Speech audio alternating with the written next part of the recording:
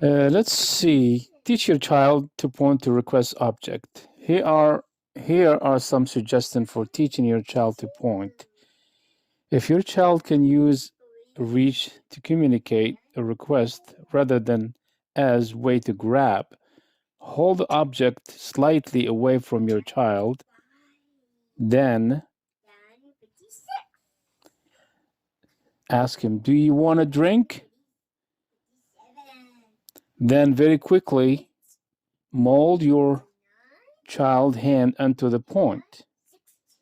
Point to cup, like the drink cup, and bring the tip of your child index finger over to touch the desired object. Then immediately give the object. Here is the cup. It works a little better at first if you hold the object in your less dominant hand and shape your child point with your dominant hand. Don't worry about molding a perfect point. Just work toward extending your child index finger. With time and practice, you can help your child close the other fingers. Pointing is a big challenge for children with ASD to learn, and you will want to help your child practice many times a day. At time when your child really wants something, it's getting it after pointing that towards your child. Point and build the skills. Practice, especially at meals. Try to practice at meals, like when it's time to eat something, during object play, and during bath time, like when you have to play with him or give him like a bath or a shower.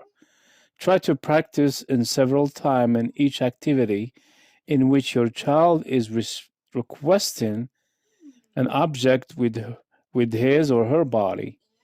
Once you give the object to your child, let her or let him have it for a few minutes. You don't want to take it away and ask for another point. That will be very frustrating for your child.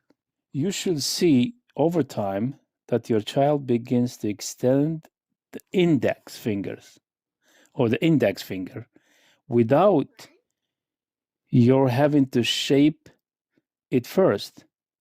That's great. Don't expect a perfect point. It will evolve over time. Spontaneous approximation to a point without your hand molding is much more important than a perfect point. After your child is pointing spontaneously to object within reach, you want to teach your child to point through the air without having to touch the object. This is called a distal point, while the closer one is proximal point. To teach a distant point, hold the object a little out of your child reach, like a little higher or maybe far away, a little bit far away. As your child extends their point towards the object, give it to him without having your child pointing finger touch it. Start with about 4 to 6 inches gap. Once your child is pointing easily to things just out of reach, hold it back more, 12 inches, then further, 18 to 24 inches. Now your child has a distal point. Now present things from the side or above. Help your child point to think in all directions. Once your child has mastered the distal point, provide a choice of 2 objects while naming the objects. Let's see, you want to name something, let's see, a car, and something else, you name it a ball, let's see. So your child can point to choose. This works well for larger things. let's see, like a cereal box or like shirts, pants, whatever. You could use like bath toys and so on. Pointed to choose is a very functional skills. Be sure to name the choices. This is a great vocabulary, builder, because you have to name them. That way he will know the name of the object. That way he will choose and point a finger to the thing that he wants to pick. As with the given and showing gestures,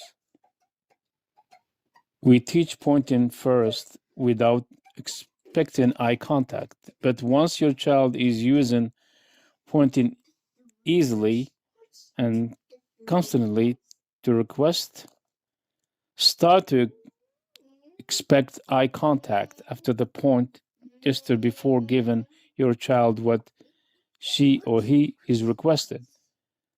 This requires that you be in the front of your child and offer things directly in front, so it's easy for your child to make eye contact.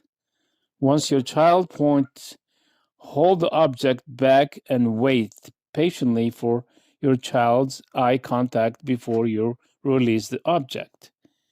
If you need to, call your child's name or make a little sound, like to encourage her or him to look at you. Slowly increases expectation, then eye contacts will follow.